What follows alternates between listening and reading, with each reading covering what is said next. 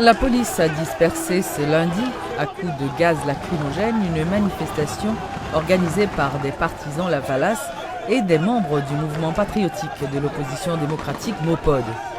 Les manifestants, qui étaient plusieurs milliers scandant des slogans hostiles et réclamant le départ du président Michel Martelly, avaient forcé des barrages établis par les forces de l'ordre aux abords du Palais national. Soulignons que le mouvement de l'opposition démocratique, le Mopod, qui regroupe plusieurs partis politiques dont Unité, PNDPH, Moncrena, PLB, PDCH, MRN, PLH, KID et RDNP, avait récemment demandé au président Martelly de démissionner. Notons également que des partisans de Lavalas, quant à eux, étaient dans les rues pour marquer le 22e anniversaire du coup d'État militaire de septembre 91 qui avait renversé l'ancien président Jean-Bertrand Aristide du pouvoir lors de son premier mandat.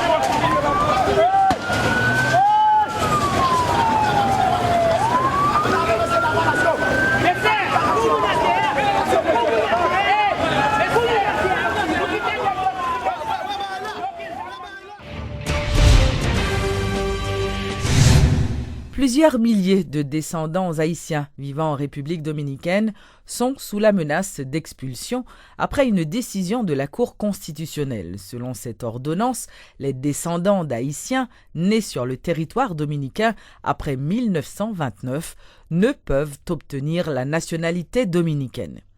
La Cour a octroyé un délai d'1 an à la junte électorale dominicaine pour établir la liste des personnes déchues de la nationalité dominicaine. Ces individus devront être retirés des listes électorales. Les autorités électorales avaient auparavant refusé d'émettre des documents pour environ 40 000 descendants d'Haïtiens. Des études réalisées avec le support des Nations Unies indiquent que plus de 210 000 Dominicains sont d'ascendance haïtienne. La décision de la Cour constitutionnelle, qui est sans appel, a suscité plusieurs réactions. L'ex-ministre des Haïtiens vivant à l'étranger, Edwin Paraison, croit que cette funeste sentence est l'évidence de la permanence dans certains secteurs dominicains d'une hostilité historique face à Haïti et aux Haïtiens. Elle donne lieu à la fois à un dangereux précédent qui peut être reproduit si elle n'est pas fermement combattue contre d'autres communautés d'immigrants. Il a fait remarquer que l'opinion publique avait rejeté cette décision judiciaire, ce qui est la preuve palpable que le peuple dominicain reste un peuple solidaire avec la communauté haïtienne. Autre réaction, celle du député Abel Descollines, membre de la Commission des Affaires étrangères à la Chambre basse. Le parlementaire a sévèrement critiqué cette décision. Il promet que le Parlement va travailler sur le dossier.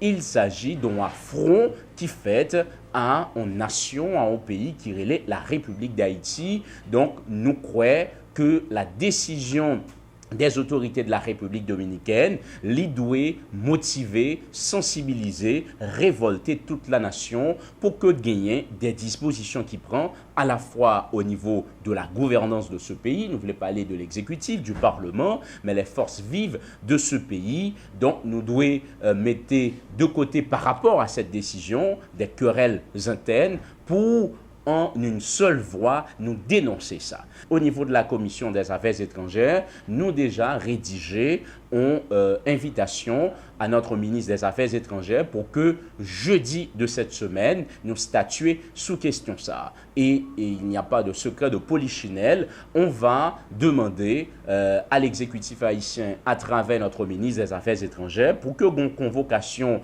de ambassadeurs dominicains en Haïti et si d'aventure l'innécessaire, même déclaré au persona non grata et au niveau du Parlement, n'a pas demandé pour que l'État haïtien, le gouvernement haïtien réviser cadre de coopération légué avec la République dominicaine pour que de façon claire, sans ambiguïté, nous dit ça c'est inacceptable. Mais au niveau international, puisque mesures qui prennent au niveau de la Cour constitutionnelle, il est clair qu'ils sont menaces à la sécurité internationale. Voilà un pays qui décide sanctionner de monde qui c'est petite République dominicaine, non? Parce que tout simplement, il y a une origine qui est haïtienne et que il y a déclaré comme apatride. C'est inacceptable. Ça t'a demandé pour que les organisations, les Nations Unies, l'OEA, la Cour interaméricaine des droits de l'homme, mais tous les grands pays, les États-Unis, la France, le Canada, il ne faut pas qu'il y ait de poids et de mesure lorsque il y a de situations, soit en Syrie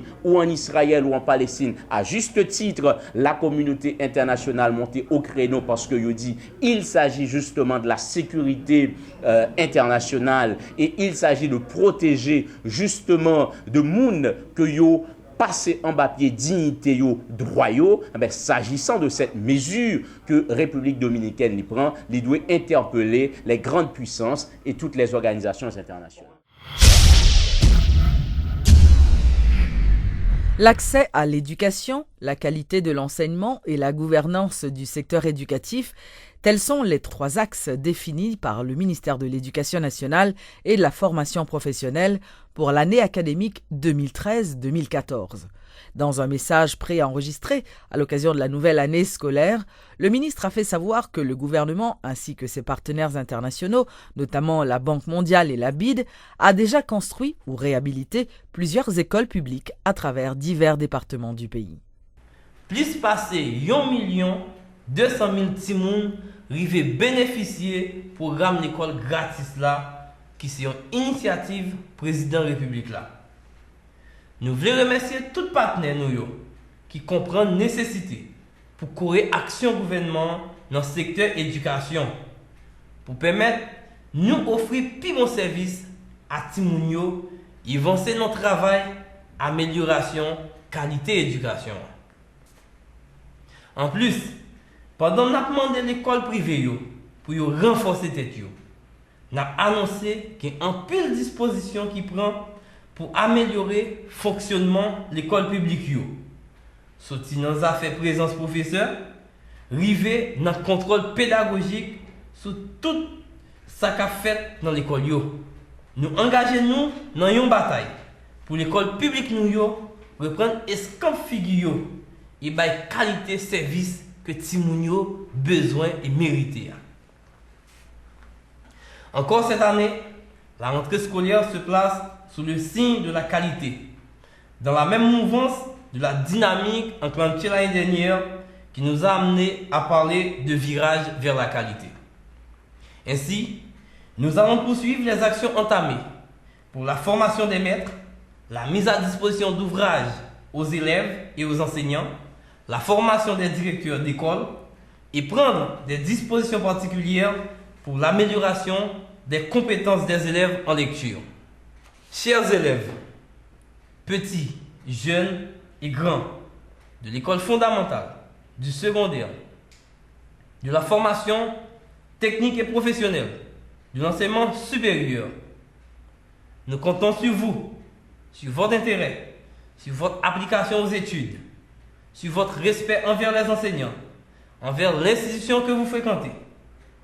Ce sera votre contribution, votre pierre à l'édifice d'une école meilleure, de qualité et répondant aux besoins de votre pays.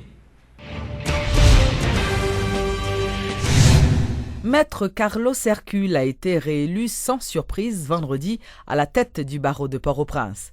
Maître Stanley Gaston et Paul-Rachel Cadet ont eux aussi été reconduits respectivement comme secrétaire général et trésorière. Entre-temps, le bâtonnier promet de continuer à travailler pour l'avancement du barreau tout en annonçant de nouvelles dispositions afin de faciliter le travail de cette institution. 12 chantiers que nous avons gagnés dans le premier mandat, c'est ça qui peut réaliser aussi au même cap continuer. Dans 12 ans, j'en ai dit déjà, il y a 11 que nous avons touché, il y a un seul que nous pouvons.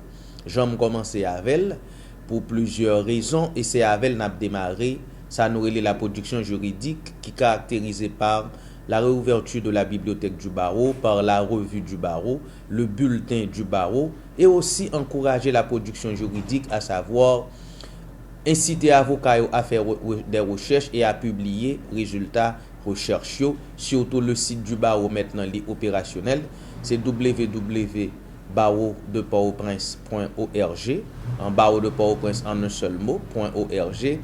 Donc production ça yo pral capable publier dans un espace cap réservé avec revue du barreau et le bulletin du barreau. Donc nous gagnons une question qui est assez fondamentale pour nous, c'est la sécurité professionnelle, à savoir avocat qui pas capable de travailler parce que grand pile l'autre acteur dans le système qui prend place yo et gagner des moun qui fait tête au passé pour avocat qui empêche avocat joindre dossier. Eh bien dans juridiction de Port-au-Prince là, nous prenons toute disposition pour nous combattre ça et nous pensons que c'est lui-même qui est plus fondamental pour nous. Et n'a continuer mener une bataille à ce que liberté et indépendance profession d'avocat les respecter. N'a continuer à accompagner public là, gens nous qu'on habitué faire déjà.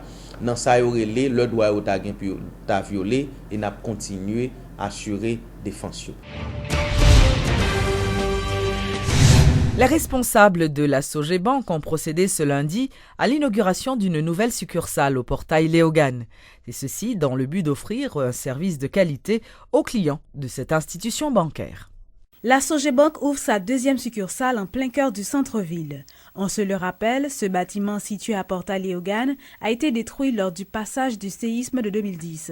3 ans après, cette banque dont l'inauguration a eu lieu ce lundi 30 septembre est de nouveau opérationnelle afin d'offrir tous les services nécessaires à la clientèle.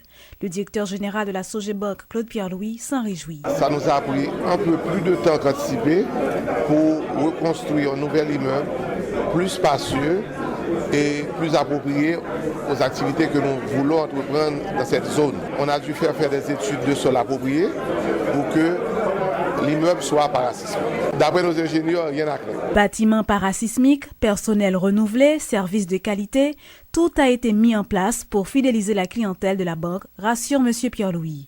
Et qu'en est-il de la sécurité des clients dans cette zone? L'homme d'affaires répond. Nous ne pouvons pas intervenir dans les rues. Par contre, à l'intérieur du périmètre de la Sogebank, de cette succursale, les clients seront protégés. La réouverture de cette succursale à Portail Léogane est aussi un moyen de participer à la revitalisation des activités commerciales dans ce secteur. Entre-temps, d'autres immeubles sont en cours de rénovation et seront inaugurés dans les prochains mois.